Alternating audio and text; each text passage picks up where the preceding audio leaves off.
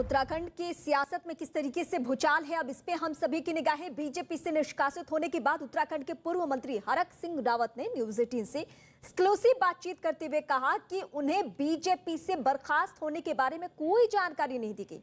उन्हें social media से इस बारे में पता चला। उन्होंने अपने ऊपर लगे आरोपों का जवाब देते हुए कहा कि उन्होंने अपनी बहू के लिए कभी टिकट नहीं मांगा। हाँ, उन्होंने सर्वे कराने के लिए जरूर कहा था और यह भी कहा था कि अगर मेरी बहू जीतने की स्थिति में है तो उसे टिकट दिया जाए। हरक सिंह रावत ने कहा कि वो पिछले काफी समय से बीजेपी में घुटन महसूस कर रहे थे और पार्टी ने उन्हें निकालकर उनका बोझ हल्का कर दिया है, कम कर दिया है। हरक सिंह ने कांग्रेस में शामिल होने के संकेत भी इस बीच दिए हैं, लेकिन वो कब पार्टी का दामन थामते हैं, कब कांग्रेस पार्टी का हाथ पकड़कर वो आगे बढ़ते हैं चुनावी माहौल में उत्तराखंड की सियासत में, इस पे सभी की निगाहें हैं। लेकिन इस बीच वो भावुक भी नजर आए। उन्होंने कहा कि मुझे तो पार्टी ने बताया तक नहीं, मुझे तो सीधे सीधे पता चला सोशल मीडिया से कि मेरे पे एक्शन लिया गया है। हाँ, बहू के लिए मैंने सर्वे का हवाला दिया था कि आप सर्वे करा के देखिए, अगर बहू जीतने की स्थिति में है तो उसे टिकट दीजिए।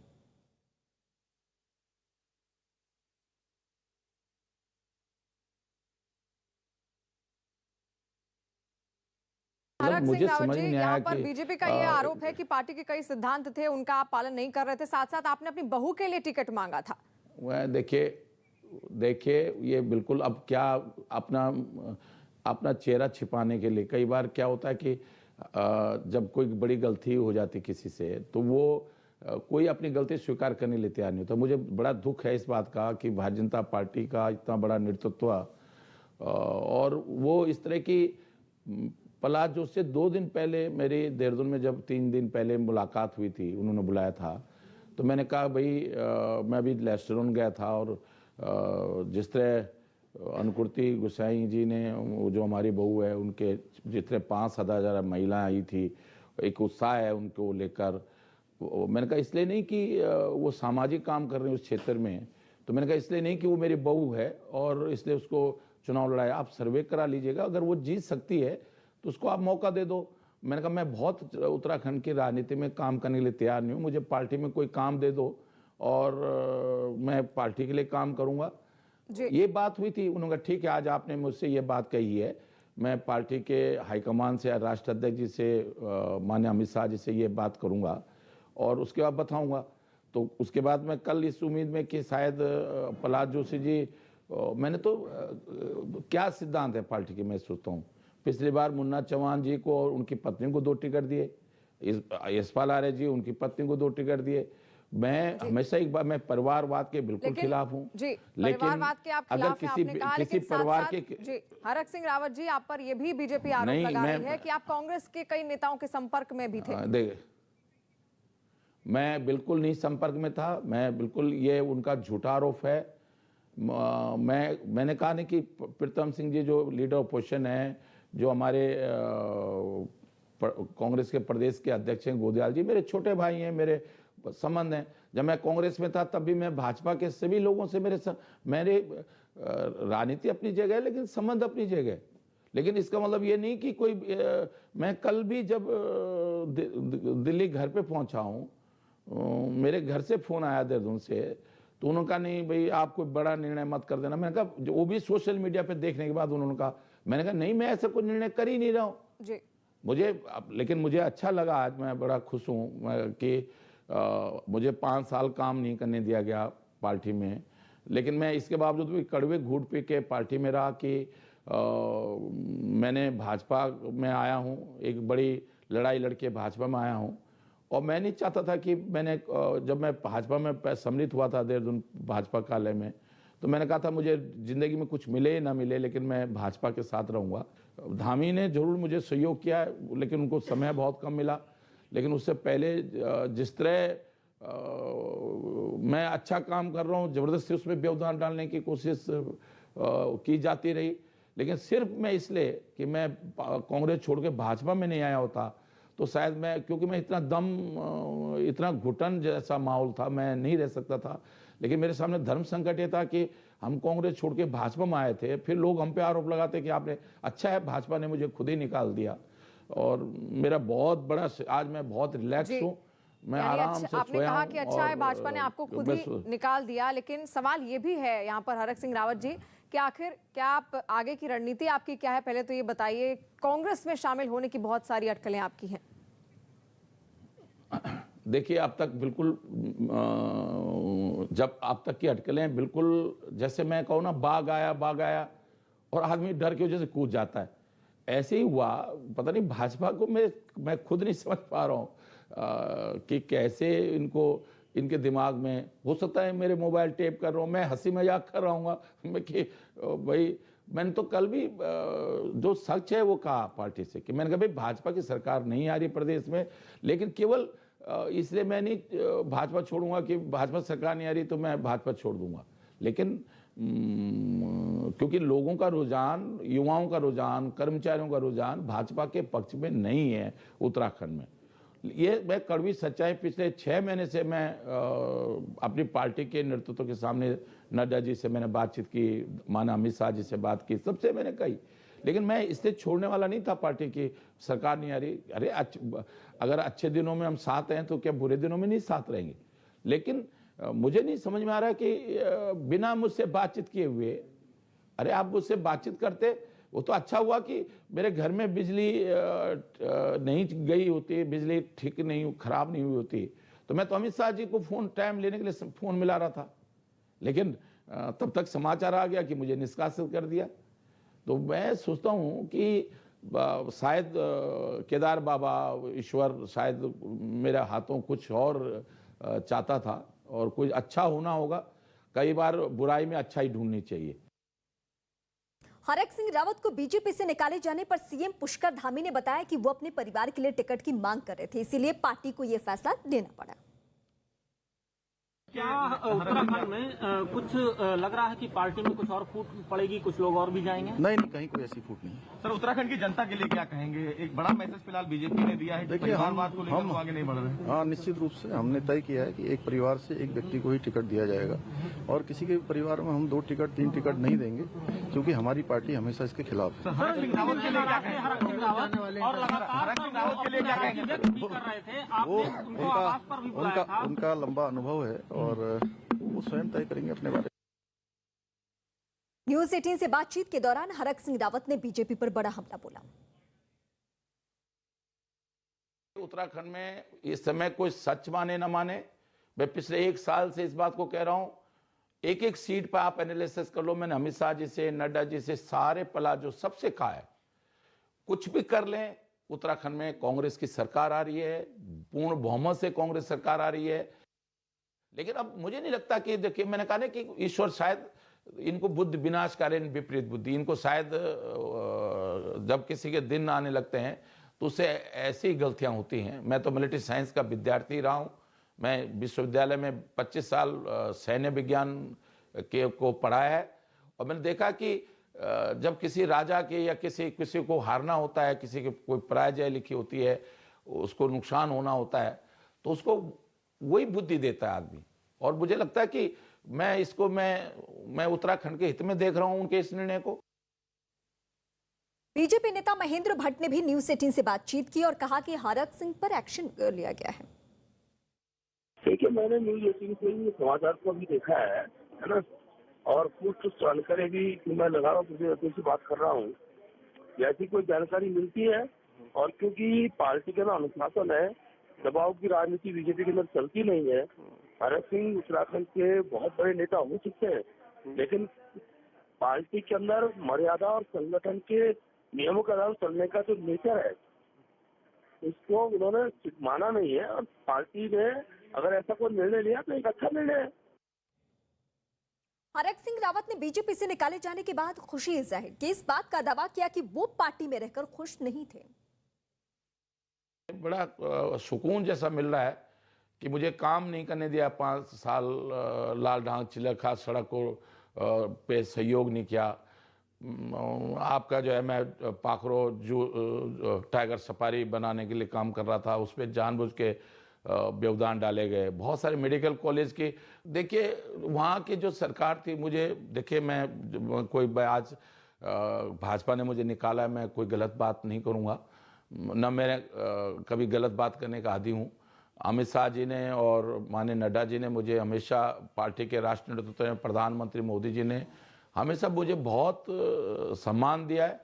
और वही कारण था कि मैं इतना सब कुछ कड़वे घूंट पीने के बाद भी मैंने कोई बड़ा निर्णय कभी नहीं लिया। हरक सिंह रावत ने न्यूज 18 से बातचीत में इस बात की जानकारी भी दी कि प्रहलाद जोशी से उनकी बहू के लिए टिकट के सिलसिले में बातचीत हुई थी। देहरादून में जब 3 दिन पहले मुलाकात हुई थी, उन्होंने बुलाया था, तो मैंने कहा भाई मैं अभी लेस्टरोन गया था और जिस तरह अनुकृति गोसाई जी ने, जो हमारी बहू है, उनके जितने 5,000 महिलाएं आई थी, एक उत्साह है उनको लेकर। मैंने कहा इसलिए नहीं कि वो सामाजिक काम कर रहे हैं उस क्षेत्र में, तो मैंने कहा इसलिए नहीं कि वो मेरी बहू है और इसलिए उसको चुनाव लड़ाया। आप सर्वे करा लीजिएगा, अगर वो जीत सकती है तो उसको आप मौका दे दो। मैंने कहा मैं बहुत उत्तराखंड की राजनीति में काम करने के लिए तैयार नहीं हूँ, मुझे पार्टी में कोई काम दे दो और मैं पार्टी के लिए काम करूंगा।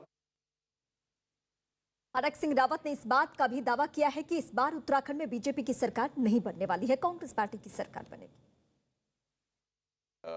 जो सच है वो कहा पार्टी से कि मैंने कहा भाई भाजपा की सरकार नहीं आ रही प्रदेश में, लेकिन केवल इसलिए मैं नहीं भाजपा छोड़ूंगा कि भाजपा सरकार नहीं आ रही तो मैं भाजपा छोड़ दूंगा।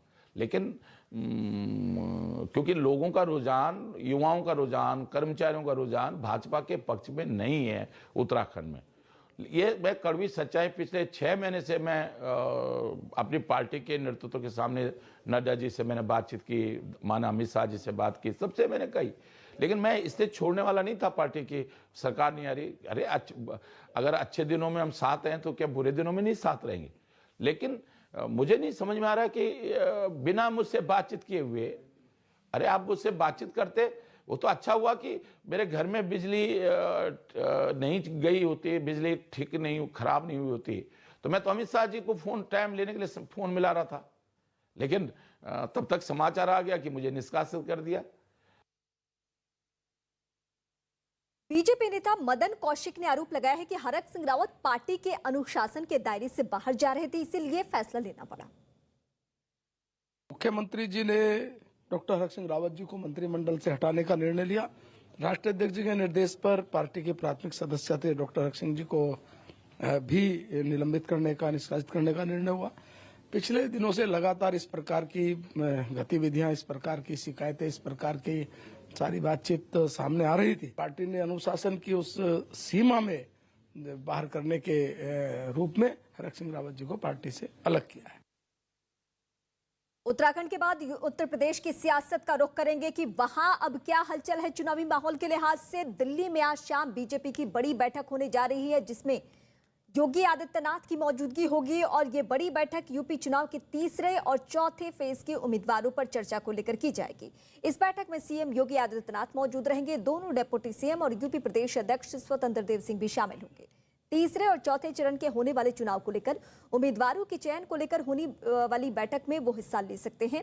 और आज शाम को ये बैठक होने वाली है। दोपहर तक यहाँ पे योगी आदित्यनाथ की मौजूदगी यानी दिल्ली में मौजूदगी होगी और इससे पहले फर्स्ट और सेकेंड फेज को लेकर बातचीत हो चुकी है, लिस्ट सामने। लेकिन क्या एक बार फिर नई बातें इस लिस्ट के जरिए देखने को मिलती है, इस पे हम सभी की निगाहें। सीधे मैं अपने सहयोगी अमित का रुख करती हूँ, लखनऊ से इस वक्त हमारे साथ जुड़ चुके हैं। और कितना वक्त सीएम योगी आदित्यनाथ के वहां से निकलने और दिल्ली पहुंचने में लगने वाला है, सबसे पहले तो ये जानकारी, फिर सियासी बातें हम करेंगे। देखिए, सबसे पहले तो योगी आदित्यनाथ जो है वो पहुंचेंगे दिल्ली। तकरीबन उनका जो दिल्ली पहुंचने का समय है वो दोपहर 3 बजे का है। 1 बजे के आसपास वो गाजियाबाद पहुंचेंगे। गाजियाबाद के हिंडन एयरवेज जो है वहां पर उनका चॉपर लैंड करेगा और चॉपर लैंड करने के बाद यहाँ से सीधे वहाँ गाजियाबाद में उनका कई कार्यक्रम है। अस्पताल में भी जाना है उन्हें। अस्पताल में जाने के बाद वहाँ मीडिया को ब्रीफ करेंगे और 3 बजे वो दिल्ली पहुंचेंगे। 3 बजे दिल्ली पहुंचने के बाद तीसरे और चौथे फेज के जो चुनाव होने वाले हैं, उम्मीदवारों की लिस्ट पर वहां पर चर्चाएं होंगी और उस चर्चाओं के लिए वहां पर जो दोनों डिप्टी सीएम उत्तर प्रदेश के केशव प्रसाद मौर्य, दिनेश शर्मा, इसके अलावा स्वतंत्र देव सिंह, सभी लोग जो हैं वो पहुंच चुके हैं दिल्ली। और 3 बजे के बाद वहां पर बैठक शुरू होगी और उस बैठक में यह तय किया जाएगा कि तीसरे और चौथे फेज में उम्मीदवारों के नाम क्या क्या होंगे, कौन कौन कंटेस्ट करेगा। काफी अहम बैठक है आज की। और योगी आदित्यनाथ पहले बीते कल की अगर हम बात करें करें तो कल अनुराग ठाकुर ने भी यहाँ पर बीते देर रात तक मैराथन बैठक की है, जिसमें स्वतंत्र देव सिंह भी थे। कई मंडलों से बैठक की गई है और यह बैठक इसलिए क्योंकि जो उम्मीदवारों की लिस्ट में जो चर्चा होती है उम्मीदवारों के नाम पर, वो बूथ लेवल से आता है कि किस जो तरीके से उम्मीदवार हैं उनके नामों पर मंथन की जा रही है कि ताकि चुनावी माहौल में एक भी सीट पार्टी लूज करने की स्थिति में ना रहे, पार्टी वो हर हाल में जीते, इस बात की कोशिश की जा रही है। मैं आपका रुख करूंगी, लेकिन इस बीच 23 जनवरी के बाद यूपी में चुनाव प्रचार में जुटेंगे गृह मंत्री अमित शाह। ये बड़ी खबर, हर जिले में रैली कर सकते हैं। बीजेपी सूत्रों के मुताबिक अमित शाह पूरे यूपी का दौरा करेंगे। हालांकि अभी अमित शाह का कार्यक्रम तय नहीं हुआ है, लिस्ट और वो तारीख के साथ किस जोन में किस दिन वो रहने वाले हैं, किस जिले में किस दिन रहने वाले हैं, ये आना बाकी है। उत्तर प्रदेश में फिर से बीजेपी को सत्ता में लाने के लिए अमित शाह एक बार फिर से जुट जाएंगे कुछ ही दिनों में। अमित हमारे साथ बने हुए। अमित, मैं आपसे पहले तो ये पहलू समझूंगी कि ये वही तारीख है जिस दिन यहाँ पे दिल्ली में बैठक चल रही थी, योगी आदित्यनाथ की मौजूदगी यहाँ पे थी, दोनों डेप्यूटी सीएम यहाँ थे, प्रदेश अध्यक्ष यहाँ थे, और उधर उत्तर प्रदेश और लखनऊ में भूचाल आया हुआ था, एक के बाद एक नेता जा रहे थे। आज कोई ऐसी स्थिति तो नहीं है, सब कुछ शांत है आज लखनऊ में? जी हाँ, बिल्कुल। आप देखिए, जो दल बदल नेता थे वो जिनको बीजेपी छोड़कर समाजवादी पार्टी का दामन थामना था वो थाम चुके, जिनको समाजवादी पार्टी छोड़कर वो बीजेपी में आना था। कल भी हमने देखा किस तरीके से समाजवादी पार्टी के 2 विधायक जो अभी सिटिंग विधायक हैं वो किस तरीके से बीजेपी में ज्वाइन किए, घनश्याम लोधी और एक विधायक ने ज्वाइन किया। इसके अलावा कई पूर्व विधायकों ने किया। तो ये जो दल बदल की राजनीति है ये लगातार अभी जारी रहेगी, ये रुकने वाली नहीं है। राजनीतिक समीकरण रोज बन और बिगड़ रहे हैं यहाँ लखनऊ में, और जो नेता हैं वो लगातार यहाँ पर मुलाकात आकर कर रहे हैं आला कमानों से, जिसे इधर से उधर जाना है। इसके अलावा अगर हम बात करें अमित शाह पर, देखिए 22 तारीख तक पाबंदियां हैं, रैलियों पर पाबंदियां हैं। 23 तारीख से बताया जा रहा है कि अमित शाह जो है सभी जिलों में दौरा करेंगे, सभी नेताओं से वहां पर जाकर मिलेंगे, सभी कार्यकर्ताओं से मिलेंगे। ऐसा इसलिए क्योंकि देखिए, याद करिए 2014 में जो बिल्कुल ये समीकरण हम आपसे समझेंगे कि उत्तर प्रदेश के चुनावी माहौल में अमित शाह की मौजूदगी के मायने क्या है। लेकिन इस बीच यूपी चुनाव में राजनीतिक दलों को समर्थन के मुद्दे पर टिकैत भाइयों में एक मत नहीं है, एक राय नहीं है। भारतीय किसान यूनियन के राष्ट्रीय अध्यक्ष नरेश टिकैत ने समाजवादी पार्टी और राष्ट्रीय लोक दल के गठबंधन को समर्थन करने की अपील की है। वहीं उनके छोटे भाई राकेश टिकैत ने कहा है कि वो किसी का समर्थन नहीं करने वाले। हालांकि नरेश टिकैत ने बाद में ये भी कहा कि जो भी आएगा उसको आशीर्वाद मिलने वाला है। ये जो दोनों टिकैत बंधु हैं इनमें एकमत नहीं दिखने को मिल रहा है।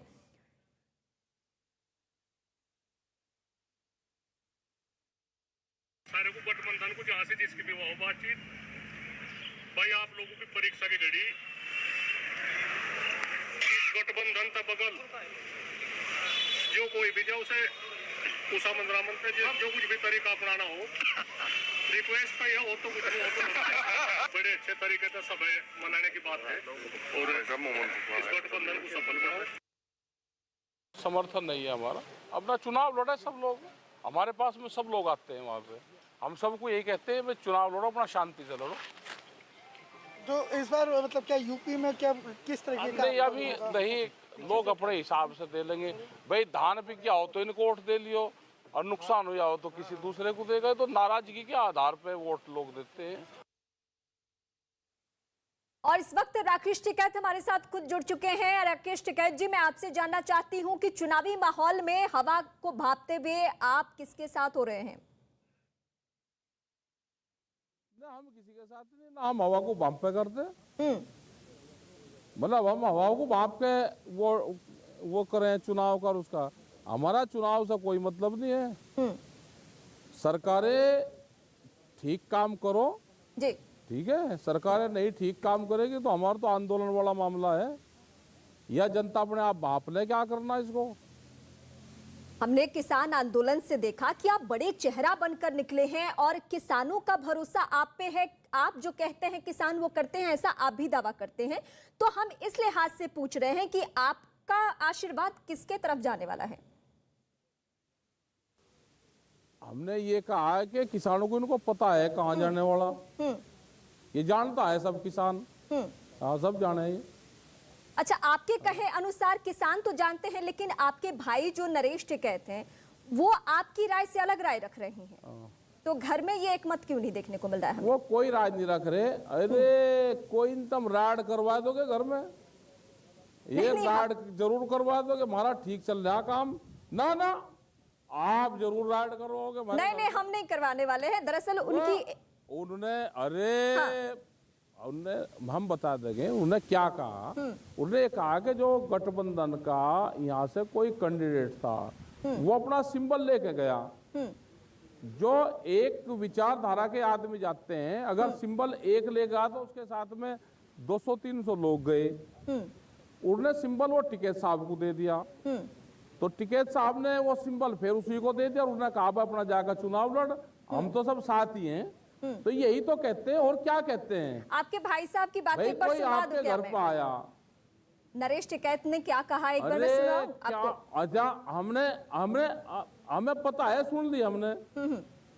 वो जिस उससे पार्टी से आया हो तो उसी की तो कहते हैं कि भाई सब साथ ही है, अपना चुनाव लड़ जाके। यही तो कहा उन्होंने।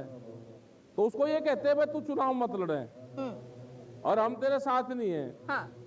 यही तो कहते हैं कि भाई सब साथ ही है, क्योंकि जो उसके पास लोग आ रहे थे वे एक ही विचारधारा के थे। तो वे आशीर्वाद देना है कि जी हमारा समर्थन कर दो। लेकिन तो अब इस बीच में जो आप दोनों को मानने वाले किसान भाई हैं वो शायद कंफ्यूज हो जाएंगे। उन्हें लगेगा कि एक भाई यानी नरेश टिकैत कुछ और कहते हैं, आप कुछ और कहते हैं। तो आपके किसान मैं कह रहा कि कोई कंफ्यूज नहीं होने का। जो किसान अपनी फसल आधे रेट में बेच रहा है कंफ्यूज नहीं होने का, चिंता ना करो आप। नहीं, मैं चिंता नहीं कर रही हूँ। आधे रेट में फसल बेच के कोई चिंता ना करो। आपका अपना जो काम है ना, चैनल वाले बेखूबी से अपना काम नहीं मारे। सर मेरा काम है आपसे सवाल पूछना और मैं आपको गेस्ट के तौर पे बुला के आपसे सवाल पूछ रही हूँ। मैं अपना काम तो सर कर रही हूँ। बिल्कुल, बिल्कुल कर रहे हो। ऐसा ही हमारा काम है। किसानों को पता है कि उसको क्या करना है। किसान 13 महीने दिल्ली का आंदोलन देख कर आया। सरकार ने जो वादा करा है उससे वादा खिलाफी कर रही है। हम लखीमपुर खीरी जा रहे हैं फिर 21-22 तारीख से, और हम सरकारों से भी बातचीत करते हैं, हम अधिकारियों से भी बातचीत करते हैं, लेकिन हम चुनाव से दूर रहते हैं। सर आप कह रहे हैं कि आप चुनाव से दूर रहते हैं, लेकिन टिकैत साहब आप अभी चुनावी माहौल में लखीमपुर खीरी जा रहे हैं, तो इसको तो फिर चुनाव से जोड़कर देखा जाएगा ना? नहीं, क्यों ना जाए? हाँ। क्यों ना? अच्छा, मैं जाने की बात हमारा धान बिल्कुल जाइए। आपने कहा कि आप चुनाव से दूर रहते हैं, इसलिए मैंने कहा हाँ चुनाव। अच्छा, जो लोग जेल में जा रहे हैं तो उनसे बातचीत करने तो जाना पड़ेगा ना। और सरकार ने एक कमेटी बनाने की बात करी थी। जब इनको इतना ही वो था तो भाई ये कमेटी क्यों नहीं बनाई? ये कमेटी बना दो हमारी। हम तो 31 तारीख में भी एक आंदोलन कर रहे पूरे प्रदेश भर में। वो जिला मुख्यालय सब जगह होगा, और सरकार ने जो वादा खिलाफी करी उसके खिलाफ है। हम चुनाव से दूर रहते हैं, चुनाव से हमारा कोई मतलब नहीं। सर क्या लोग इस भोलापन को किस तरीके से देखेंगे कि आप चुनावी माहौल में आंदोलन करेंगे, उसको चुनाव से रिलेट करके नहीं देखा जाएगा? आपको लगता है ऐसा होगा? अच्छा सर, उत्तर प्रदेश देश का सबसे बड़ा सूबा है, वहां खड़े होकर अगर नरेश टिकैत या राकेश टिकैत कोई भी बात कहते हैं तो वो सीधे सीधे किसानों को संबोधित करेंगे, तो इसको चुनाव से तो जोड़ के देखा जाएगा सर। अच्छा, यहाँ पे हम इसमें है इलाहाबाद प्रयागराज में, और यहाँ किसानों का धान नहीं बिक रहा। और अगर चुनाव है तो इनका धान बिक जाना चाहिए, फिर तो सब गन्ने का भुगतान भी हो जाना चाहिए। हाँ, आप अभी क्या ये अभी आया चुनाव, तो इनको चुनाव की तो डेट पहले भी पता होगा इनको। हाँ। नहीं, आप बेशक आपको ये अधिकार है, लोकतंत्र में ये सबको अधिकार हासिल है कि वो आंदोलन करे, वो किसानों के हक की बातें करे।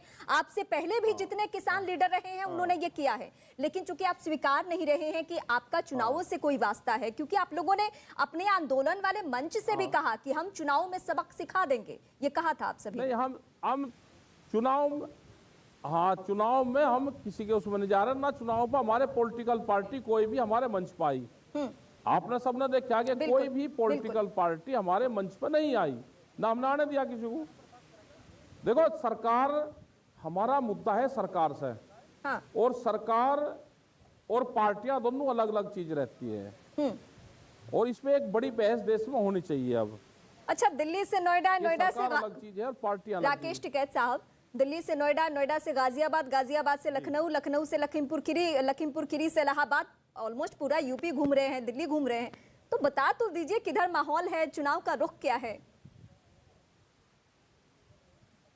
इनसे जनता तो नाराज है सरकार से। हाँ, जनता नाराज है और जनता आप नाराज है। आप अब ना आप नाराज हैं? नहीं, हम तो बात कर रहे नहीं से, हम तो बात कर रहे नाराज इनसे ही। भाई हमारे जो मुद्दे हैं उस पर काम करो। हाँ। और जो भारत सरकार है, भारत सरकार को हमने कहा कि हर स्टेट में आपको चिट्ठी लिखनी चाहिए, क्योंकि तमिलनाडु में भी हमारे ऊपर मुकदमे दर्ज हैं, महाराष्ट्र में भी दर्ज हैं। और उस टाइम पे ये कहा था इन्होंने कि हम पूरे देश भर में आंदोलन के दौरान मुकदमे होंगे तो हम उनको करेंगे और वे सब वापसी होंगे। तो वो भी अभी नहीं हुए, दिल्ली ने भी नहीं किया अभी। अच्छा, तो हम तो आपके सबसे भाई बातचीत नरेश टिकैत सीधे सीधे कह रहे हैं, दो टू कह रहे हैं कि एसपी आरएलडी को सपोर्ट करने के लिए। तो क्या नरेश टिकैत जो कह रहे हैं वही माना जाए कि राकेश टिकैत की भी राय है? सीधा सवाल, सीधा नाम लेके बात करें। हमने ये कहा कि उन्होंने नहीं कहा, उन्होंने ये कहा कि जो कैंडिडेट था उसके समर्थन वहां पर सारे थे। ये कहा कि भाई सिंपल है, जाकर अपना चुनाव लड़ो, हम तो सब साथी हैं। मतलब आपका कहना है, लिया होगा वहां पे। आपका कहना है कि एक पर्टिकुलर सीट पे आप इनको समर्थन करें, पूरे उत्तर प्रदेश में ऐसा नहीं, ये समझे हम? ऐसा है, ये कह रहे हैं जनता अपने आप समझ लेगी। हाँ, जनता सब समझदार है। 13 महीने जनता वहां पर रही। हाँ। गर्मी सर्दी बरसात सब रही, ये जनता अपने आप समझदार है। जनता समझ रही है, आपके किसान भाई समझ रहे हैं। लेकिन आपके जो भाई साहब हैं नरेश टिकैत साहब, वो किसी पार्टी का नाम ले रहे हैं, किसी पर्टिकुलर चेहरे की बात करें, इसलिए हम आपसे आज सवाल जवाब कर रहे हैं सर। हाँ, सवाल जवाब बिल्कुल है जरूरी करने। वो किसी ने कुआया होगा उनसे जरूर वहां पे। पत्रकार भी तो बहुत वे कुछ ना कुछ कुआते रहते हैं। वहाँ 20 पत्रकार थे। हाँ, तो आपका कहना कि आप जो मतलब टिकैत बंधु हैं, इसमें दरार डालने की कोशिश हो रही है? नॉन टिकैत बंधुओं में दरार डालने की कोशिश हो रही है? बहुत बेटा भाई, हाँ हो जा करते हैं, सरकार कुछ भी काम कर सके या बर्बाद है। आप इसके लिए भी कहा कि हम नॉन पॉलिटिकल हैं। हाँ, हम नॉन पॉलिटिकल हैं। वहां पे सब लोग जाते हैं। आज भी वहां पे दूसरी पार्टी के लोग थे, आज वहां पे आज भी। सर, आप सीधी बात नहीं कर रहे हैं, तो इस बीच में एक बार अपने भाई साहब नरेश टिकैत को आप सुनिए, फिर हम आपसे सवाल पूछते हैं। एक बार सुनिए आपके भाई साहब ने क्या कहा। सारे को गठबंधन को जहां से जिसकी भी हो बातचीत, भाई आप लोगों की परीक्षा की घड़ी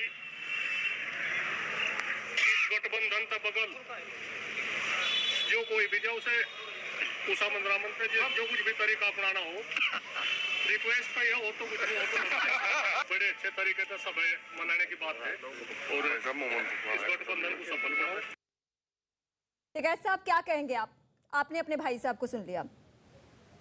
हमने ये कहा कि उन्हें पहले किसी ने बताया होगा कि गठबंधन से है ये। हाँ, आपकी इस पे बात हुई है क्या? जब नरेश टिकैत का बयान ये पब्लिक में आ गया तो आपने फोन किया उनको या बैठ के बातचीत की? आपकी कोई ऐसी बात हुई उनसे?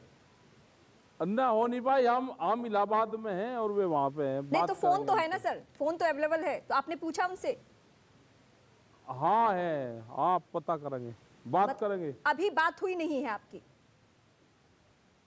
ये आप कह रहे हैं? हो नहीं पाई अभी बात। तो अगर बातचीत हो जाती है तो क्या आप टिकैत बंधुओं को एक बार फिर से हम एक राय ही देखेंगे?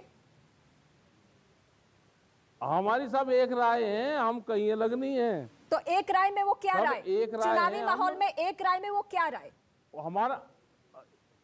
हमारी सबकी राय ये है कि चुनावी माहौल से दूर हम हैं पूर्ण रूप से। वोट आदमी कर लेता है, वो नाराजगी उसके आधार पे वोट लोग करते हैं। भाई लोग खुश होंगे तो सरकार को दे देंगे, नाराज होंगे किसी दूसरे को दे देंगे। क्योंकि हमको तो सरकारों से बातचीत करनी पड़ती है हमको। ठीक है, हम आज भी सरकारों से बातचीत करेंगे। ठीक है, कल भी हमको बात सरकारों से करेंगे।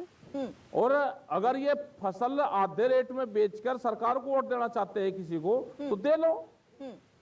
मतलब आपकी तरफ से कोई प्रेशर, कोई दबाव नहीं? 13 महीने के आंदोलन हुए। हाँ।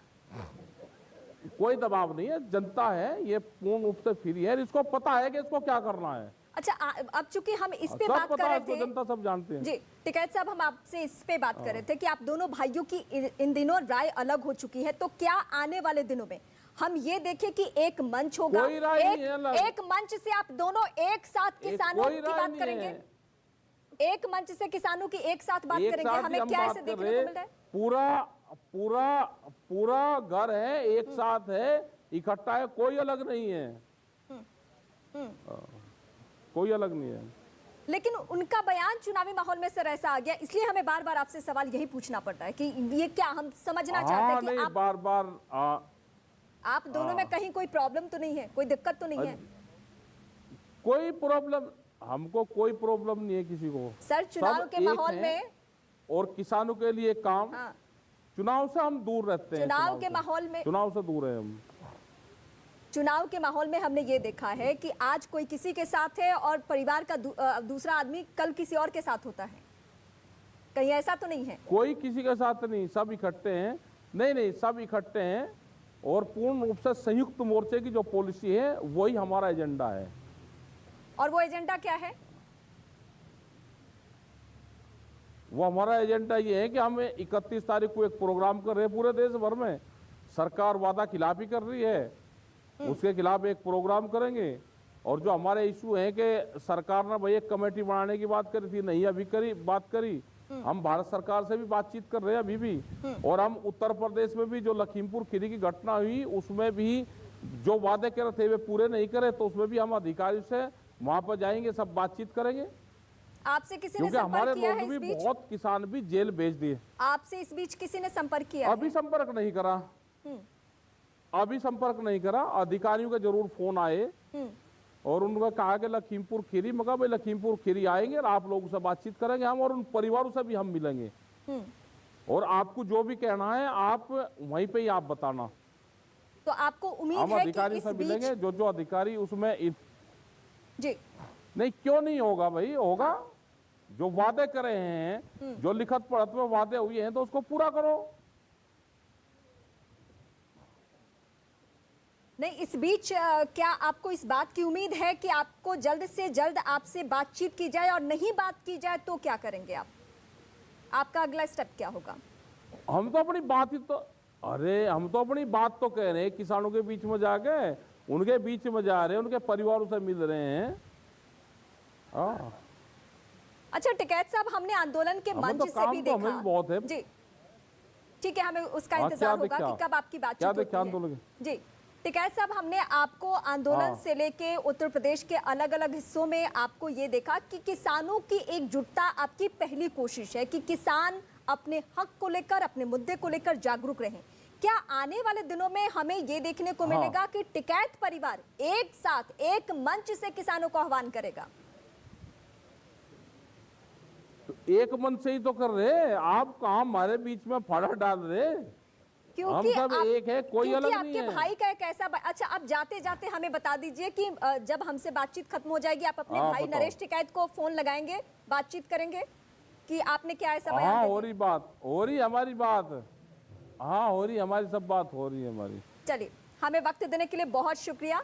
और इस वक्त आप राकेश टिकैत को सुन रहे थे, जो कि उनके भाई का मन मूड अभी अलग चल रहा है, तो इसी पे हम बातचीत कर रहे थे उनसे कि क्या जहन में है उन दोनों के। लेकिन इस बीच सब कुछ साफ करने की कोशिश की गई है।